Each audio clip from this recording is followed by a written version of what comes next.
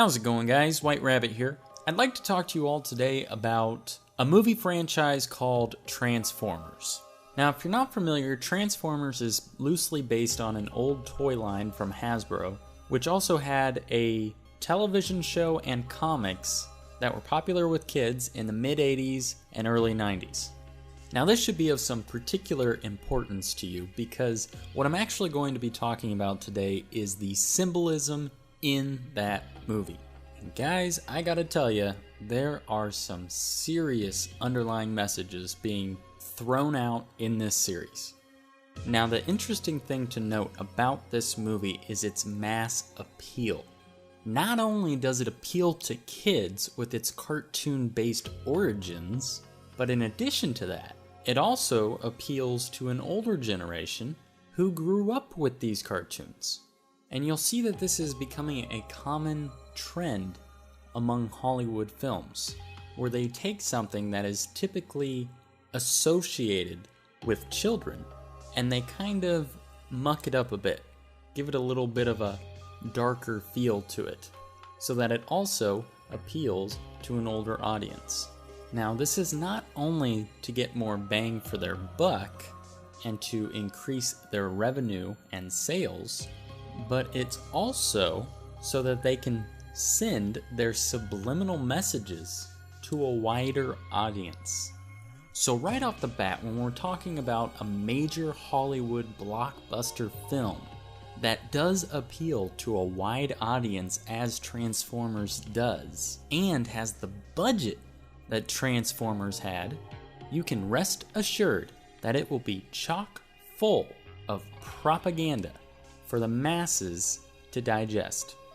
Now, before going any further, I truly must insist that if you have not watched a couple of my earlier videos before stumbling upon this one, that you go back and first go and watch a couple of my previous videos. If you watch the video I did called Who Killed Kennedy and the video called Saturn Symbolism, this video will make much more sense to you.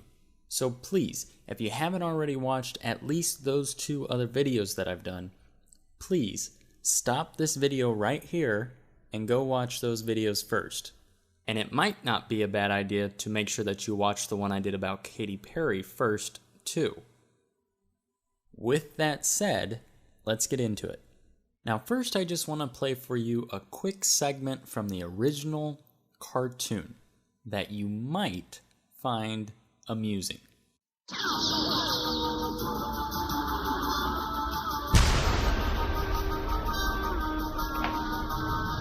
Transformers, more than meets the eye. Autobots wage their battle to destroy the evil forces of the Decepticons. The Transformers. Robots in disguise. The Transformers. More than meets the eye. The Transformers. Now, the reason I wanted to start off by showing you guys that clip is to allow you to listen to the lyrics of the original theme song.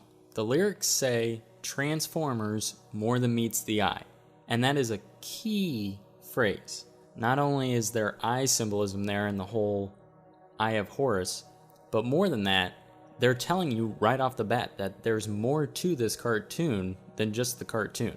And then when they go on to say robots in disguise, that's kind of a clue for you. And what I'm getting at here is there's actually an exoteric and an esoteric meaning behind Transformers that is almost overwhelming in the movie series, but is also apparent in the original cartoon itself. Now, when people use the term exoteric and esoteric, I want to make sure that you guys understand what I'm saying. When I describe something as being exoteric, what exoteric actually means is something that is intended for or likely to be understood by the general public.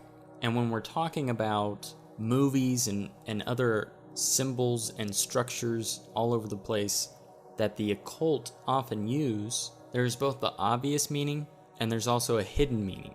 And when I use the term esoteric, what that term actually means is something that is intended for or likely to be understood by only a small number of people with a specialized knowledge or interest.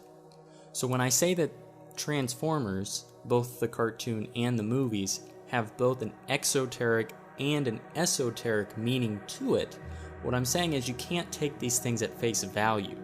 And what you see on the surface, what is obvious to the general public, is not actually what is being represented or the real meaning that is behind it. And as you guys know, the occult love to pull things over on us. And so, in terms of Transformers, what we're actually talking about and the actual agendas that are being pushed are fallen angels, Saturn worship, and a few other little occult agendas that I'll get into as we go along. But those are the two main ones.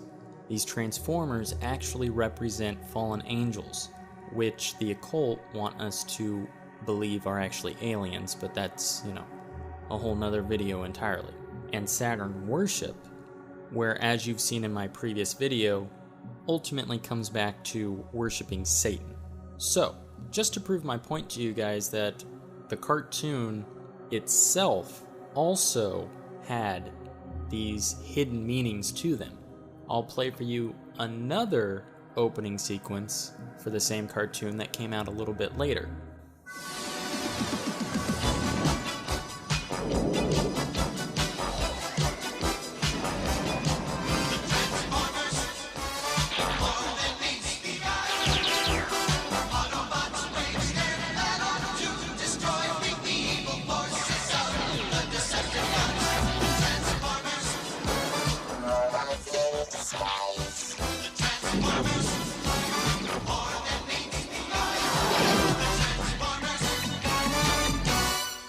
So let's break that opening sequence down a little bit so that you guys who are still a little novice to this stuff can understand what I'm actually talking about. First, they start off right off the bat with Saturn. I mean, they just flat out show it on the screen, Saturn. There you go. But as you go on, and as the beginning sequence continues, it becomes even more obvious. And it starts to be a little more obvious when the train goes off the side of the cliff into what appears to be a pool of lava, and what that can actually represent in a way is actually hell.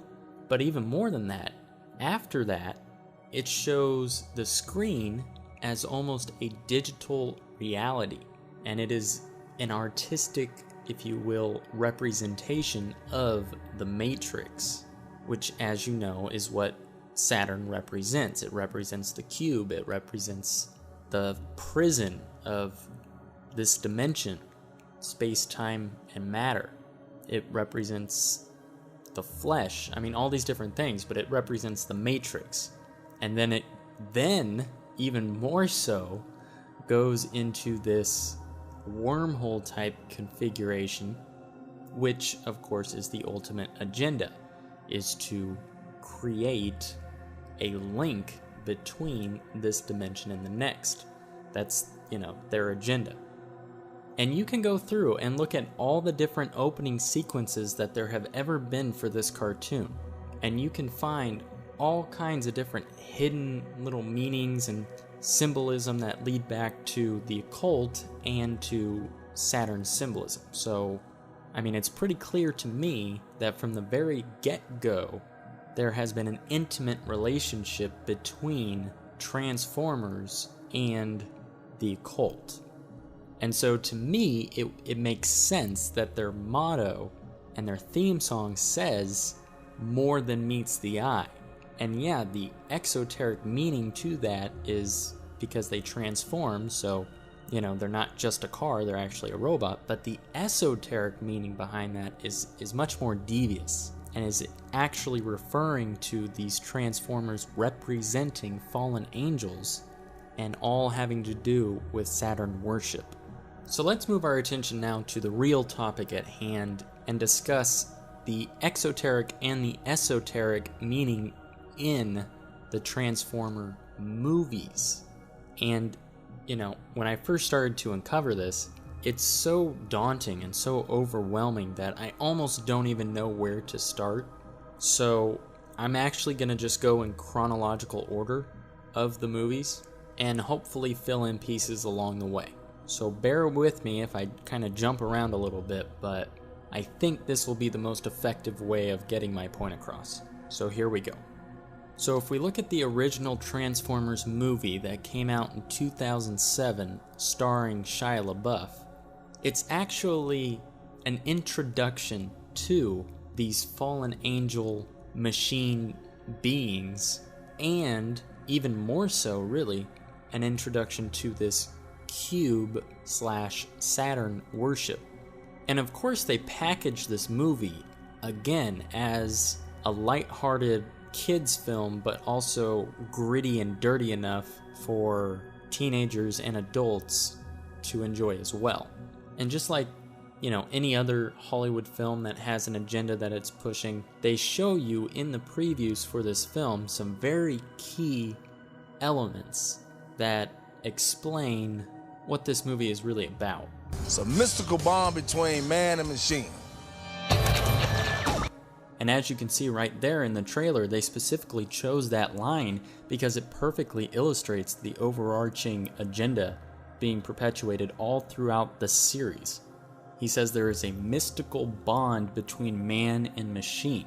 It's a mystical bond between man and machine. And that takes you to the element of transcendence. In other words, creating a forgery of what God did for us, creating life without God, or extending life without God, which is one way that the occult or the elite believe that they can ascend beyond this cube, beyond this dimension. And if you don't believe me, just look at the numerology that comes right after it, that literally flashes on the screen.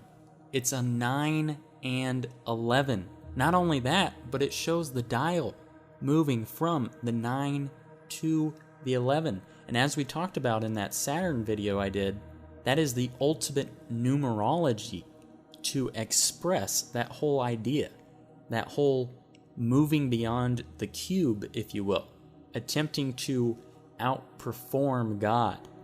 Then, as the trailer continues, you see the scene that illustrates these supposed aliens falling to Earth as meteors. And again, that just goes back to the whole idea of fallen angels, where they were stars that fell to Earth and were cast out of heaven. Now, if we jump to the actual movie, it starts off with some of the most blatant and extreme Saturn symbolism that you're probably ever going to come across. Before time began, there was the cube. Not only does the movie begin by showing this cube floating through outer space, but it is also, from the very beginning of the movie, associated with time. And if you guys know anything about Saturn, I mean, even on a basic understanding, on a basic level, you know that Saturn is deeply and intimately connected with time.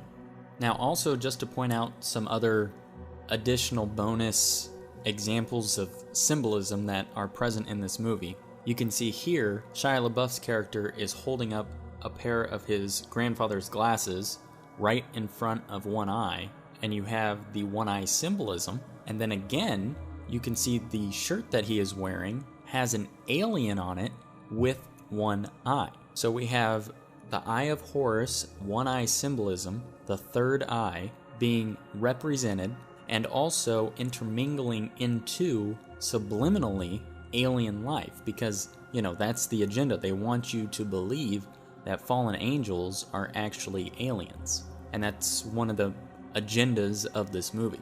So, what was that last night? What was that? Message from Starfleet. Throughout the inanimate vastness of Rain space. down like visitors from heaven, hallelujah. Visitors from heaven, what? What are you, like an alien or something? Visitors from heaven, hallelujah. Visitors from heaven, what? Visitors from heaven, hallelujah. Visitors from heaven, what? What are you, like an alien or something? And a little later in the film, when you see him sitting in his car, you see a lion on his dash, and that's not on accident, guys, but I'll get more into that a little later. Then we have a scene at another point in the movie where one of the Transformers is shown standing next to what appears to be almost a pyramid-type structure, but is shooting a beam of light up into the sky, which is another subliminal that represents ascension. And who can forget the subliminal of the police car that says "to punish and enslave" on the side of it? Now, just as before I was talking about the subliminal of Shia LaBeouf's character's shirt, the second shirt that he wears in the film also has a subliminal to it. And not only does the shirt itself look similar to Saturn, with Saturn's rings, but it also has a band's name on it, The Strokes. And the subliminal that they're putting in that instance has to do with the undertones of lust that are predominant all throughout this film. Were you masturbating? Judy. Was I No, Mom. But okay. No, I don't masturbate. That's not something for you to bring up. That's a father and son thing. I mean, you don't have to call it that word. If that makes you uncomfortable, you can call it Sam's happy time or my special alone time. Mom, with Judy. myself. Stop. I'm sorry. It's just been a weird night. I've had a little bit to drink. No, Dad. Yeah, well, It's not just about laughs, folks. It's about consciously and subconsciously embedding lust into your mind. I love you. God, I love you. Just so much right now. All right, I love you. Sleep good, handsome man. And you'll see, as the series progresses, they subtly try and intermingle this theme of lust in with these robot aliens and with technology. I just wanted to show him my cannons. Our medical officer, Ratchet. The boy's pheromone levels suggest he wants to mate with the female. Now, jumping back to the esoteric symbolism of fallen angels present throughout this movie, we can see in this scene when Optimus Prime is describing his home planet, the imagery would lead one to conclude that they're actually saying they're from hell. Our planet was once a powerful empire. Now, they also hint later in the movie of something that many conspiracy theorists have theorized for quite some time, which is that certain technologies have actually come from knowledge from fallen angels. Now, I don't know if that's true or not, but it's interesting that they include a little Easter egg about that in the movie here. You're looking at the source of the modern age. The microchip, lasers, spaceflight, cars, all reverse engineered by studying him. And this is all quickly followed up by referencing the cube and associating this alien robot slash fallen angel to essentially the Grim Reaper, which, as you guys know, is another association with Saturn. So why Earth? It's the Allspark. Allspark? What is that? Well, yeah, they came here looking for some sort of cube-looking thing. Anyway, Mr. NBE-1 here, a.k.a. Megatron, that's what they call him, he's pretty much the harbinger of death, wants to use the cube to transform human technology to take over the universe. And that, folks, is essentially exactly what is trying to be done in reality. You guys know where it is, don't you? And then, of course, they reinforce the fiction that is carbon dating. Carbon dating puts the cube here around 10,000 BC. And then they subliminally throw in an association to hieroglyphics and aliens. They knew it was alien because of the matching hieroglyphics on the cube as well as NB1. And you guys have to understand that it's little subliminal things like that that over time, when enough of these movies do things like that, that begin to change the views of society. You know, and they also have shows like Ancient Aliens, which I used to watch all the time, but they do things like that so that you think that all these things are in the past are actually talking about aliens, when in reality they're talking about fallen angels. But if we jump back to this scene that I was talking about, you can again see how they are incorporating this cube into the forefront of people's minds. And again, what this cube actually represents is Saturn. It's one of the most blatant representations of Saturn worship that you will ever find. And all throughout this movie, especially towards the end of the movie, becomes about, protecting this cube and not letting the cube fall into the wrong hands, sort of thing. Which then leads us to an interesting series of events that is just so incredibly symbolic for the occult. I almost couldn't believe it when I first saw it. But in this scene, what they're showing us, as you see Shia LaBeouf's character running towards this light, this doorway that's in front of him, you can see the pillars on either side and the light shining through the doorway. And this is the exact same thing that the Freemasons believe in.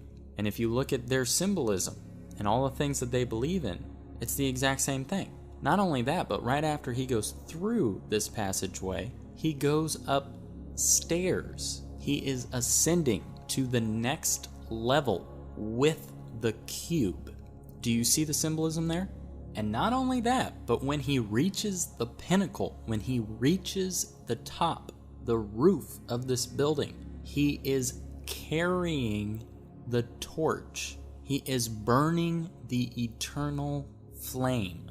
Okay, so what does the flame represent? The flame is another representation for Prometheus. Now, who was Prometheus? He was the Titan god of forethought and crafty counsel who was entrusted with the task of molding mankind out of clay.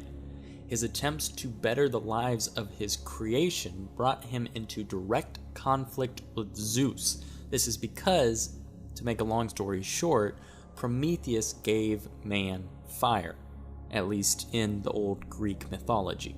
And because of this, and because he angered Zeus, Zeus then went and created Pandora and her box. Now, if you remember the video that I recently also did about the movie Avatar and the symbolism with Pandora, you can see how that also relates back to Saturn.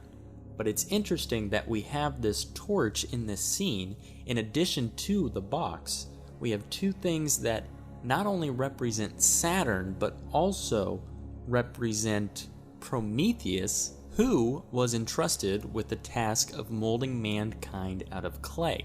Now, this is important because we're getting the symbolism and the symbology of mankind and the knowledge that they were not intended to possess alongside the cube, which is the prison that our original sin has trapped us all in, the sin of the flesh, the prison of the flesh, the prison of time, space, and matter of this dimension.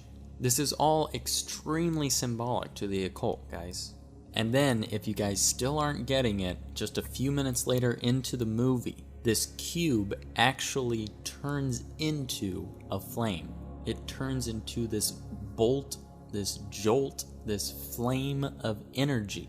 The actual cube becomes the light and is injected and infused into the heart of this fallen angel, or this Decepticon. And that's another thing. The bad guys in this movie are called Decepticon, as in deception, as in Transformers are nothing but deception. Alright, let's move on to the next one. Alright, so the second Transformers movie that came out was called Revenge of the Fallen. I mean, how much more obvious can you get that they're talking about fallen angels here? But anyway, I digress. I'm going to play for you the beginning of the second movie here, and I want you to keep a few things in mind. First, I want you to keep in mind that they are talking about fallen angels that came to Earth as described in Genesis. Second, I want you to notice the unfinished pyramid symbolism. And third, I want you to also realize that they are pushing again this old Earth idea by saying that it took place supposedly in 17,000 BC.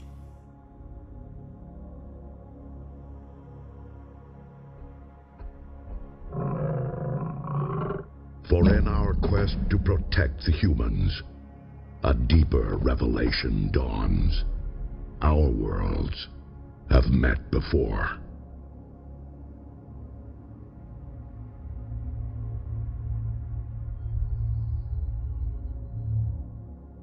You see, when you put it in the perspective of fallen angels, it all starts to make a whole lot more sense. This is not your planet to rule. The fallen shall rise again. Now, just as the first movie, this movie also has some deep underlying meanings associated with lust. But the interesting about this one is they take it one step further, and they really push this whole intermingling between different life forms and machines. And they begin to push it almost as if it's towards bestiality. Mojo, no dominating Frankie. Get the hell off the couch, you filthy beast. Wow. I see a lot of that in college, too. And then they move it more to technology. Name's Wheelie. Yeah. Say my name. Say my name. What are you allowing to happen to your foot just now? At least he's faithful, Sam. Yeah, well, he's faithful, and he's nude, and he's perverted. And give off this feeling of lust towards technology, and subliminally creating a link between man and machine on a very physical level.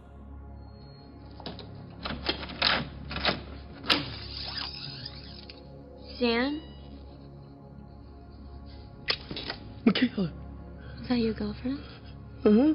I also want you to notice how they tie in demonic possession into this scene as well, with this female who is actually a robot changing into her robot form really gives off the feeling of her being a demon or possessed.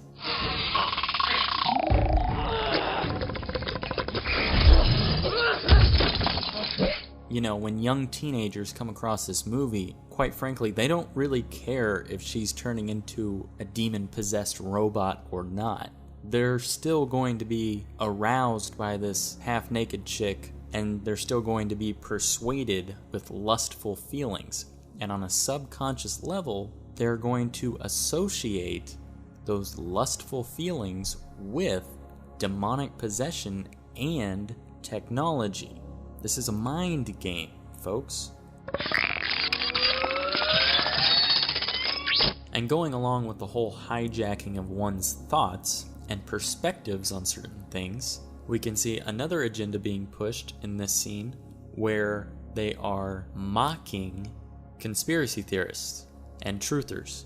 Like, looks fake to me. Dude, it's not fake. The internet's pure truth. Video doesn't lie. It looks fake. No, man, I've seen them. They're like these robots. Look, it's fake. Anybody could do it on any computer, okay? And I wasn't there. So I can't comment or speculate. Oh, no. Comment or speculate. And we're supposed to cohabitate? No, listen, okay? Don't be sucking the sack, bro. Which sack? The ball sack. Dude, what kind of tool are you? Mainstream media sack. They're lying to us, all right? It's aliens, man. Okay. Alright, now switching gears a little bit, let's get back into the Saturn worship that takes place in this movie, and I want to show you this scene in particular, where the teacher at the head of this class giving this lecture actually represents Lucifer. And in several different points throughout all the other movies, there seems to be one character in particular who represents Lucifer. And again, we're talking about esoteric interpretations here. And in this scene, I believe the lecturer is actually representing Lucifer and or Kronos, which, as you guys know, is just another name for Saturn. Space, time,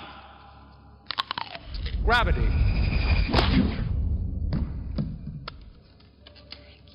Finish that for me. We're going on a journey together, you and I, today. All you eager, nubile young minds on the very cusp of adulthood. So why do I say this? Well, just look at the scene.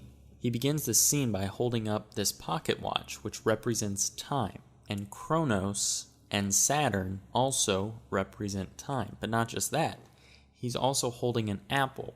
And the apple is generally related to the forbidden fruit from the Garden of Eden and the original sin, especially when he takes a bite out of it. Just like the Apple logo that we discussed in one of my previous videos. And when he drops the apple, yeah, I mean, that might be a cute little way to represent Isaac Newton discovering gravity. but that's the exoteric meaning. And we're talking about esoteric meaning here. And the esoteric meaning is the original sin. So we have the prison of time, accompanied with the forbidden fruit, representing the sin and the flesh that we are now trapped into. And that metaphor of the prison of the flesh is exaggerated when one of the students in the class picks up the apple, and there begins this whole sexual tension between her and the teacher for some reason. And that is comparable to Lucifer encouraging the mortal man to give in to lustful desires. So all these different things come back to it representing Kronos and Lucifer. The movie then tries to steer your attention away from the professor speaking, who represents Lucifer, and put it on the actual star of this movie, Shia LaBeouf, and what is going on with him. But I'm going to show you the scene, and I want you to continue to listen very carefully to what this professor is actually saying. All you eager, nubile young minds on the very cusp of adulthood. And I shall be your consort, your guide, your chaperone into the heart of darkness. Welcome to Astronomy 101. Then he goes on to explain that this is an Astronomy 101 class, which is significant in and of itself because he talks about the star constellations. Well, what do we know about the stars? Virgo. The Virgin. Orion, the great hunter. These are no mere twinkling diamonds for lovely maidens to wish upon. No, they are dynamos filled with a throbbing, savage, and pent-up energy. The significance of this on an esoteric level is huge in this movie. You have to remember that the stars tell the story of the Bible, but occultic groups have taken the stars and have twisted it in all kinds of different ways and have basically created pagan gods and other deities to worship from. He discusses Virgo, the Virgin, which is of course where this new world is birthed from. But then a little later in the movie, there's another scene that would seem unrelated, but has everything to do with the constellations and the coming Antichrist. Lennox, I'm with the kid, you know? One with the attitude, right? We need the truck. We got a possible resurrection going on over here. You're not going to believe where we are. Code, Tut, as in King Tutankhamun. Back of a $1 bill. Coordinates for airdrop. 29.5 north, 34.88 east. Write it down. Oh my God. I gotta go. Okay. He's coming. Who are you? Wait, it's me. Leo. Do you see the connection now? He's talking about a resurrection, and never mind the 666 symbolism and what he actually said. We got a possible resurrection going on over here. You're not going to believe where we are. Code, Tut, as in King Tutankhamun. Back of a $1 bill. But then this guy comes up yelling that his name is Leo. Now, do you still think it's an accident that there was a lion on the dashboard in the first movie? And you'll see all throughout this second movie especially, they continually reference sacrifices and resurrections. And you'll see when people hold their arms out at their sides, that is symbolic in the occult of representing Jesus on the cross. It's a mockery of Jesus Christ. And it actually can symbolize the Antichrist. Because remember, they're trying to create a forgery of what Jesus did. And that's what all of this is about. Now I claim your son. So now we know that there is all this symbolism in these Transformers movies about the coming Antichrist and of Saturn. And with the symbolism of resurrections and sacrifices, it becomes even more obvious that this is extremely occultist. So let's take that one step further and let's examine this scene.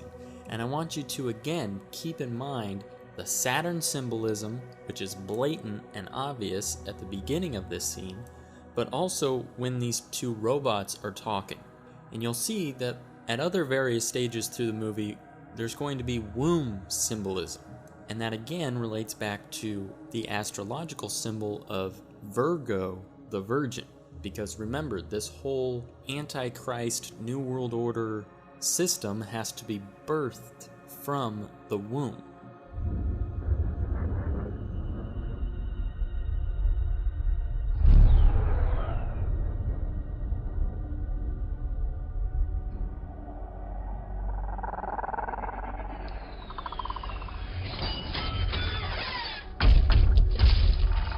Starscream, I'm home.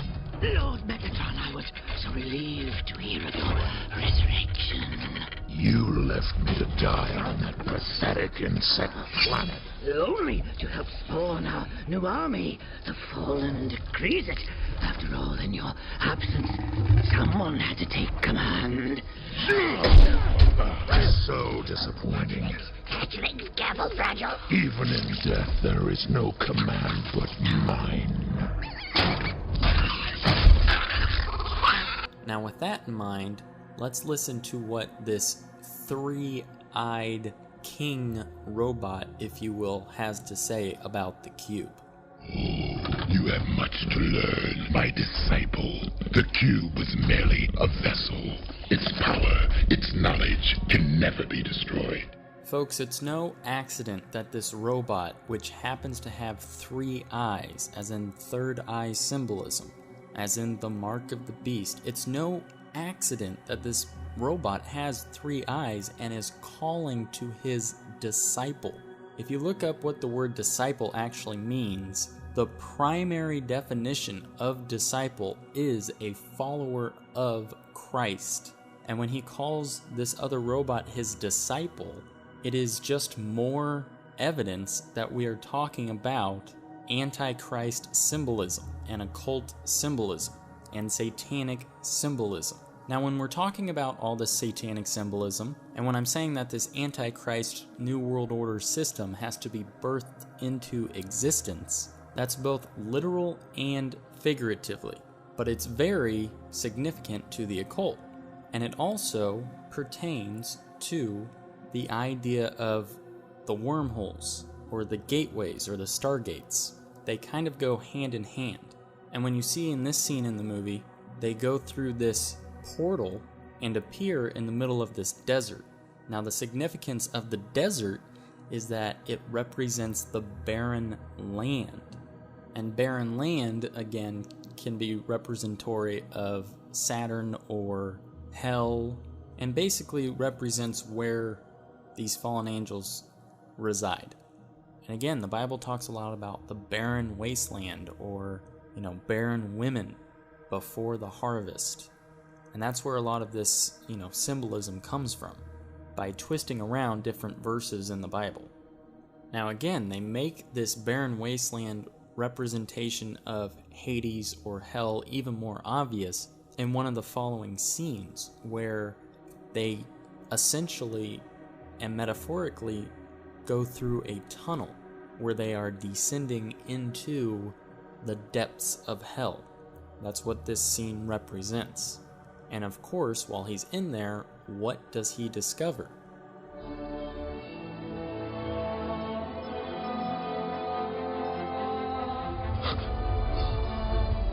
Matrix. In the depths of hell, he uncovers the Matrix. Now, to finish out this movie, I'll just go ahead and throw out some other little symbology that popped out at me while watching it. Right here in this scene, you can see again this link that they want you to draw between ancient cultures and aliens instead of ancient cultures and fallen angels. I think aliens built that. And in the same scene, you can see them going through a doorway with 2 pillars on the side, which are those 2 statues, and on top of it, which is the symbol for Isis as representing the sun. So again, we have the Masonic pillars and sun symbolism in a doorway. Follow us to the pillars. We'll take you to Optimus. Now you have more symbolism going along these lines a little earlier in the movie, when they go into this secret bunker that this guy has, where they come down this ladder that is eerily similar to other Masonic symbolism, where again you have the ascension to the light. And again in this scene, just like the last one, they attempt to create this link between ancient artifacts and hieroglyphics to aliens instead of fallen angels. Archaeologists found these unexplained markings in ancient ruins all over the world. China, Egypt, Greece. Shot in 1932. These are symbols you're seeing in your head? Same ones over here, right? So, tell me, how did they end up all drawing the same thing? Huh? Aliens. And I think some of them stayed. Now I want to throw in this scene because it shows just how subtle they can be with this symbolism. You can see he is looking through not binoculars but a telescope with one eye, which represents, of course, the one eye symbolism, and then immediately flashes to the top of this pyramid, which is missing its capstone. Remind you of anything? And just for good measure, they go ahead and take more off the top of the pyramid later in the movie, just in case you didn't catch the symbolism there the first time. And yes, this movie is also riddled with keyhole symbolism, as well as an entire scene dedicated to Shia LaBeouf's character going to apparently robot heaven, which I could talk in length about. But for the purposes of this video, let's go ahead and move on to the next movie. Now, for those of you who have made it this far into my video, you're in for quite a treat, because the third movie is actually what inspired me to make this video.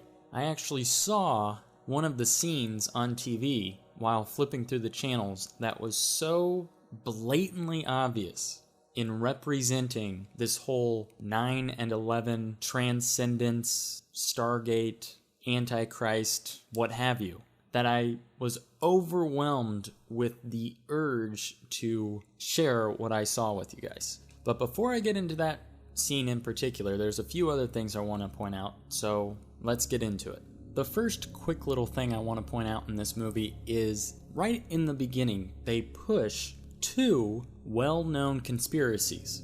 And it is my personal belief that they are doing this in a way to recondition the populace to believing the official story on this. And there's some more psychology that goes into that, but I'll just leave it at that. But the two things in particular that I'm talking about is they're specifically showing JFK. And yes, I know JFK had a lot to do with the space program, but he was also assassinated. And there's a big conspiracy around that, as I'm sure you guys are more than familiar with.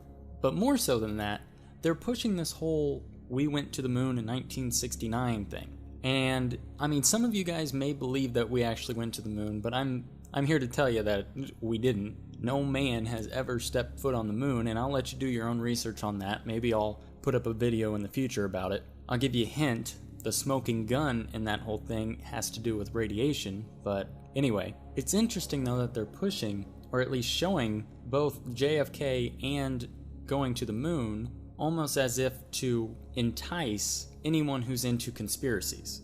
But aside from the whole moon landing thing that they're trying to reaffirm in your minds, the fact that they're showing JFK in these fictional scenes and in a way giving him new life is something that the Illuminati and others of the like have really profited off of after the deaths of their puppets. I mean, we've seen it with Tupac and Michael Jackson and so on. Now, jumping ahead a little bit into this movie, I want to touch again on the lust undertones that are present throughout this movie. And I want to show you this scene in particular, because this is very telling that the occult and the Illuminati, if you will, have a huge foothold in this movie. And this is a clear example of that.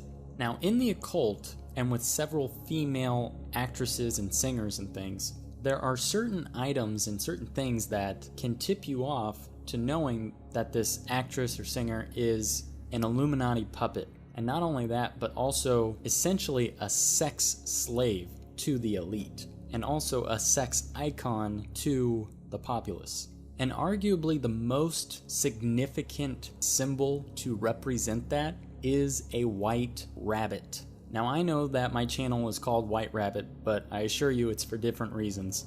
But nonetheless, you will repeatedly see a white rabbit commonly associated with women who are essentially sex icons and sex idols and sex slaves.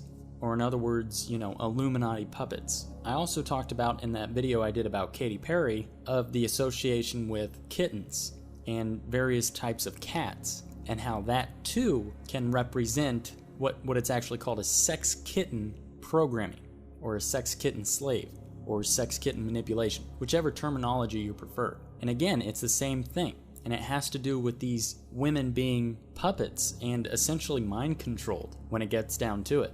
And what this girl actually represents in this movie is obvious even on an exoteric level, and that is she is the sex icon all throughout this movie to create a lustful feeling among moviegoers. But when we throw in white rabbits and leopard print, it becomes obvious who's really in control of this movie and who's pulling the strings here. This is much more devious than you guys might think. Now again, in this next scene, you can see how they are using this lustful undertones and associating it with technology and machinery. Take a look at this 1939 Delahaye 165 Cabriolet, designed by a Frenchman. Look at the curves. Elegant, isn't it? Beautiful. Sensual. Built to evoke the body of the ideal woman. Now this brings me to my next point, and it is really the topic at hand when discussing this movie. The character that you see on the screen here, much like the professor in the second movie, actually represents Satan or Saturn. And I want you to just keep that in mind as we move forward. It's beautiful in here, and he's the coolest guy ever. Yeah? Yeah. Sam. Dylan Gould.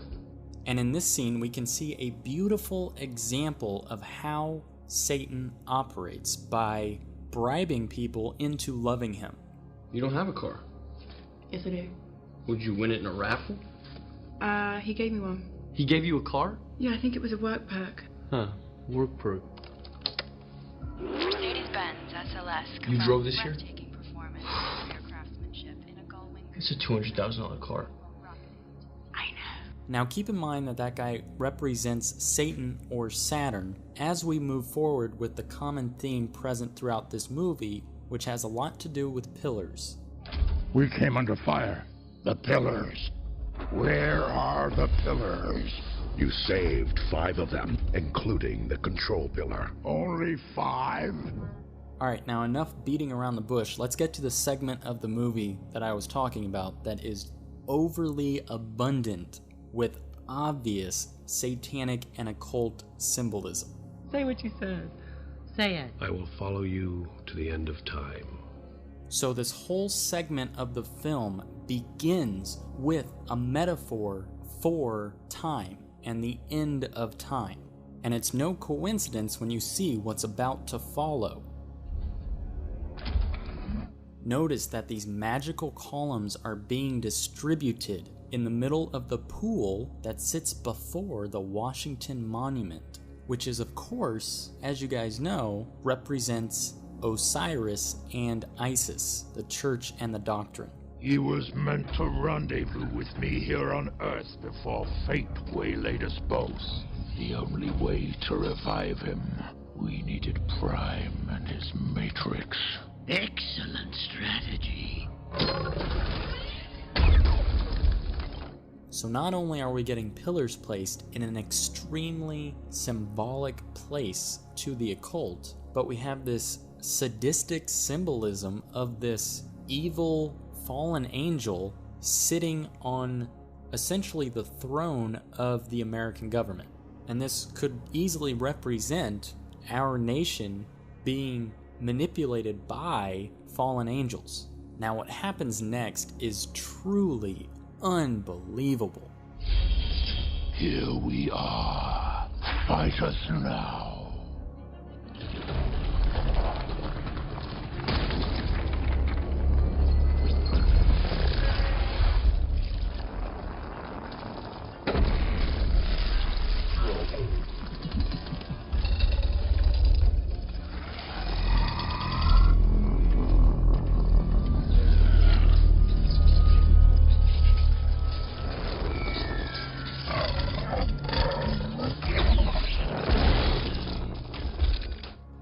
directly in front of an extremely satanic memorial. A stargate opens up which connects this world to another. And this other world happens to be barren and empty.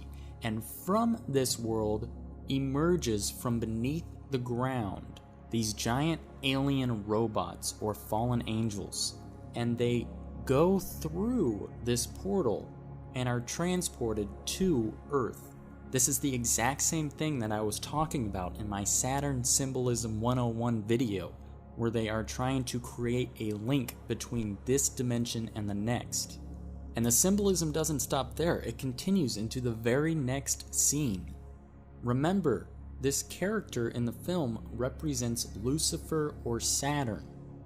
And when we find him in this scene, he is dining, almost as if he is having his last meal, the Last Supper.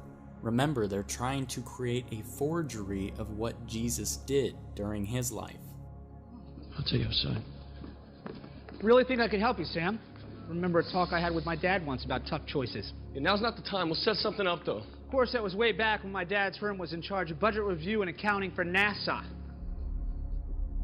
You see, the thing that he taught me was, when it's not your war, you join the side that's going to win. There you have it, guys. Saturn, the black star, or Lucifer, the light, standing between the two pillars.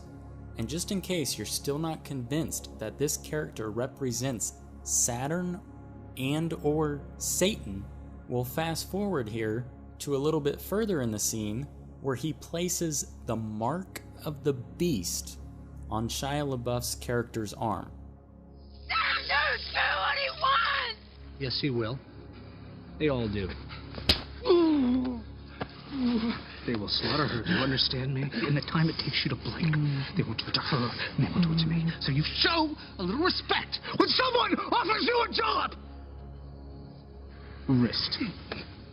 You are to track down Optimus Prime, because you're the one human he trusts, and you will ask one question. How does he intend to fight back? Strategies, tactics, everything.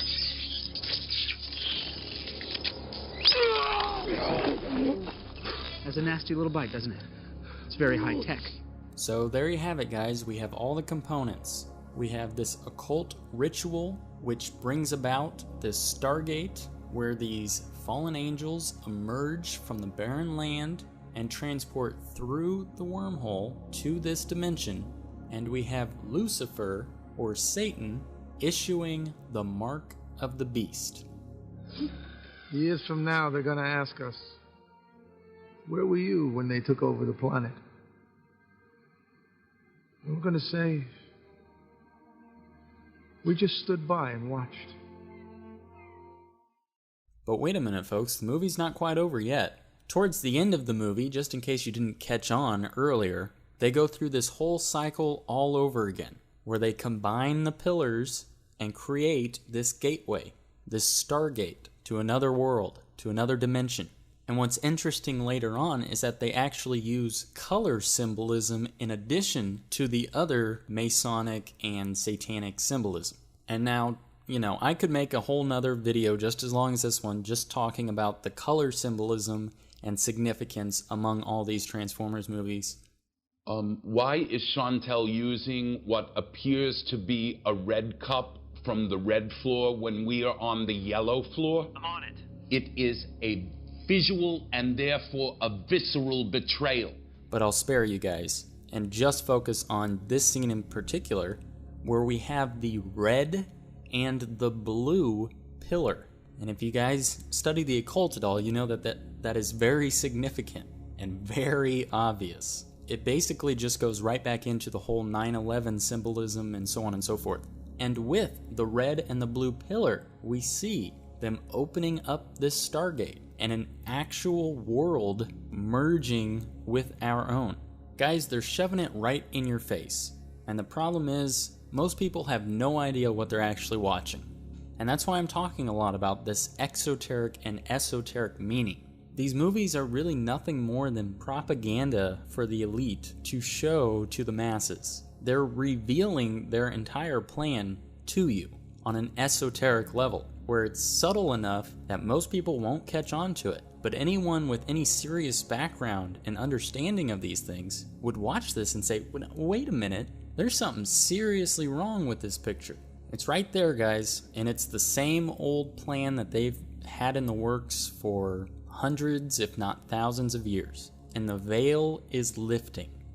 Alright, now let's move on to the last movie. Now this last movie is especially of interest because it takes this whole fallen angel and gateway/Stargate theme present throughout all the other movies and takes it one step further into the element of this transcendence idea.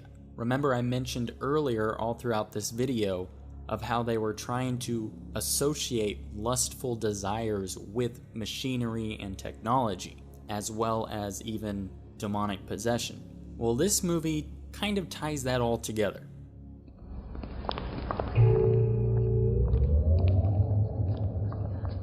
What was that sound? That's the sound. That you asked for. No, I asked for boundless, transcendent. When you walk through a door in this building, it should sound like you've stepped into the future. And remember, the way that they are planning on selling this to society is by saying that this is all an improvement, and that it's for the betterment of mankind, and that it is only through scientific discoveries and through technology that we will evolve to the next level. Innovation. What we do here is science, because if we don't do it, somebody else will. Because you cannot stop technology. We're not your technology.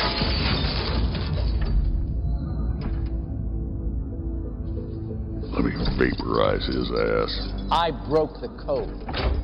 I own your whole genome. The world will know what you're doing here. The world? The world will approve. We can make you now. Don't you get it? We don't need you. So when he says we don't need you anymore, the esoteric meaning behind that is what the elite are basically trying to form with their one world religion, which will inevitably enable them to bring about this whole transhumanism technology. And that is that they want people to reject God. And they want to paint God in a negative light. And they want to portray God as a bad guy and somebody that we don't need. And that is an extremely Luciferian point of view. And you'll see in this scene an extreme example of how they are trying to portray God, or in the movie's terminology, our creators, in a negative light. They want to make God the bad guy. I'm slave to no one. All this species mixing with species.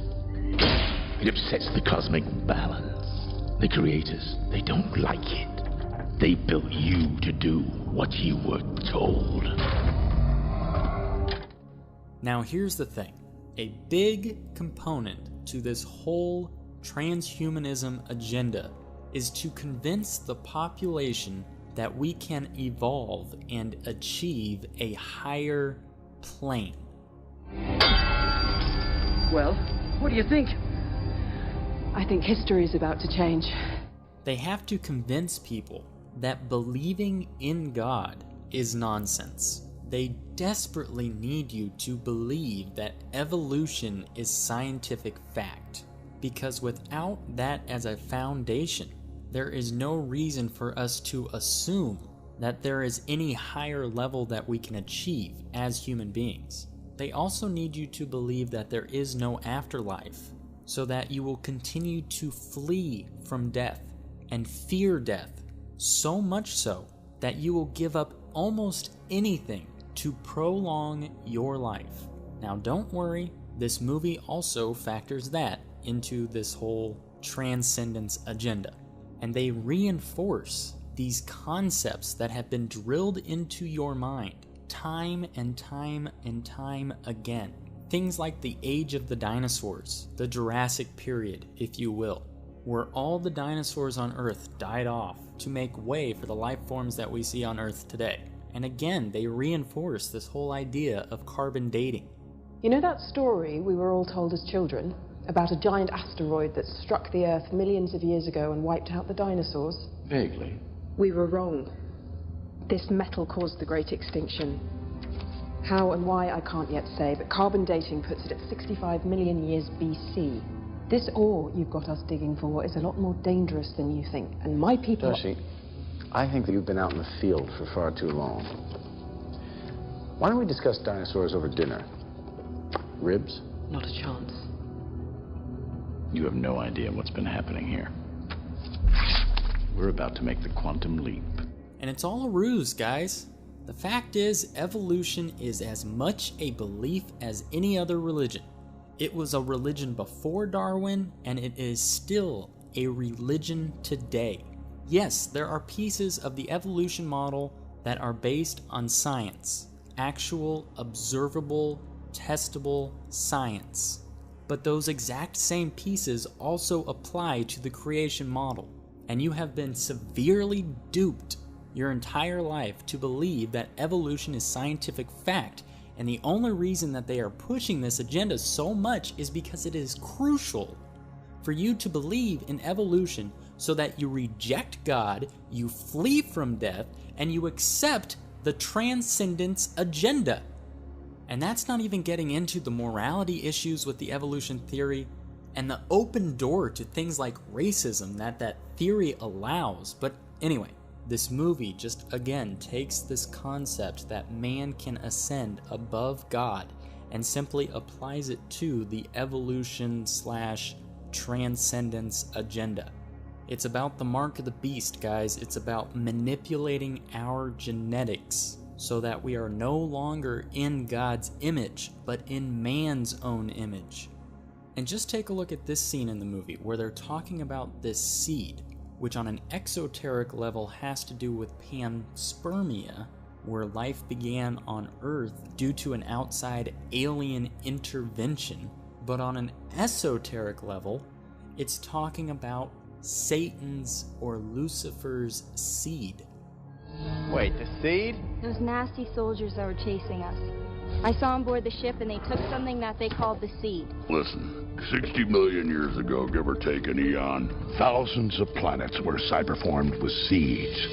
Then of course, again, they try and take it one step further by, on an exoteric level, talking about the so-called extinction of the dinosaurs, but on an esoteric level are describing the global flood, and again painting God as a bad guy.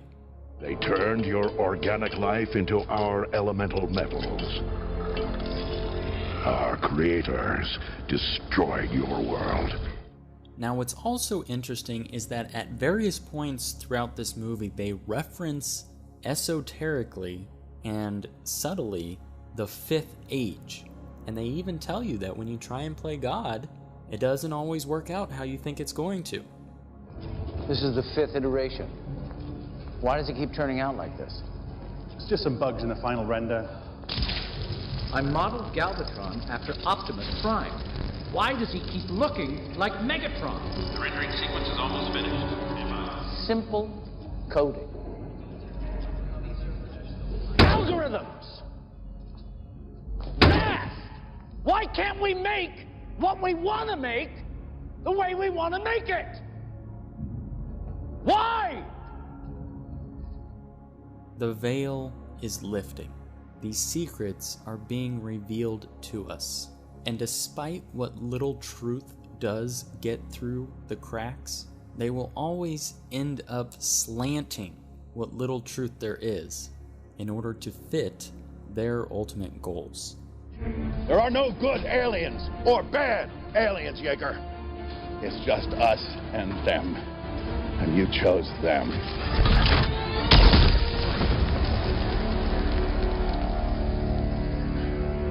Anytime. Don't forget what this is all really about. Judgment Day. And in the very last scene of the movie, you can see how they tie all of this back together. Remember, when they are talking about the seed, they are talking about the corruption of man. And the corruption of man comes from manipulating one's genetics. They also esoterically make it obvious that these transformers are fallen angels. And then lastly, they make one final point to make God or the creators seem like the bad guy. This seed belongs to our creators, whoever they are. There remains a price on my head. I endanger you all if I stay. I shall take it where it can never be found. Will we ever see you again? Cade Yeager, I do not know. But whenever you look to the stars, think of one of them as my soul. Defend this family, Autobots, as they have you. Defend all they can be.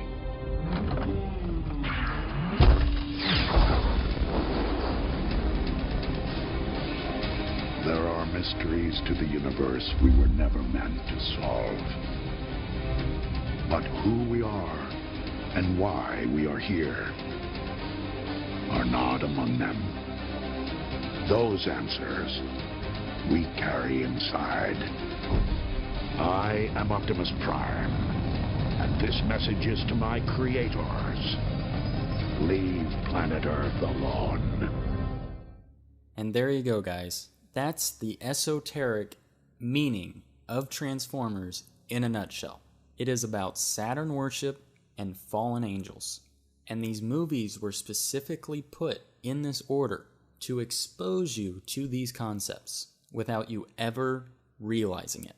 The first movie introduces you to the concept of the cube. The second movie shows the relationship between Transformers and these gateways. The third movie takes you through those gateways.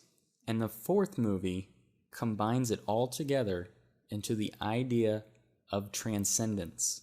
This is all about getting people to believe that they can ascend above God and become God-like themselves, whether they consciously believe this or not. Transformers is propaganda for the elite to brainwash the masses and to push their agendas.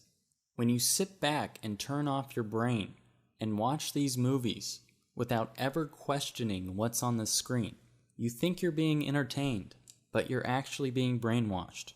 That's the point of this. And it's not just these movies. It's just about everything that comes out of Hollywood. So be wise, brothers and sisters. Pray for discernment. Keep searching for the truth. If you got something out of this video, please like this video. If you haven't already, please subscribe to my channel. And if you would share this video, I would really appreciate it, guys. And with that said, thanks and God bless.